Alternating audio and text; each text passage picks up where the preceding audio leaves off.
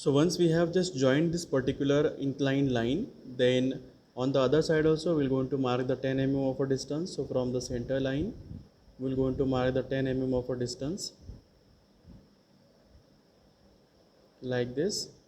We just mark it 10 mm, enter, and we join this inclined line over here. Fine. So in between that there is no outline is there, so we just erase that particular line. We also erase that, and here actually the slot is there, so if required you can erase this line, and you can only show this outline from this point up to this point over here like this. Similarly you can show the line from this point up to this one over here. Escape. So in meantime we can just delete this particular line, so exactly it is a slot will be there.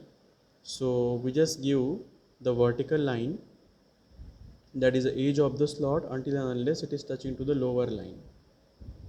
So like this, escape. So like that we can just complete this diagram. So we can just exclude the semicircle and hole, which is not been possible to draw in the mobile AutoCAD software, but rest of the diagram you can easily draw in this particular software actually. So do the practice of this particular diagram. So make sure that this diagram is in front of you, and then you can do the practice of that.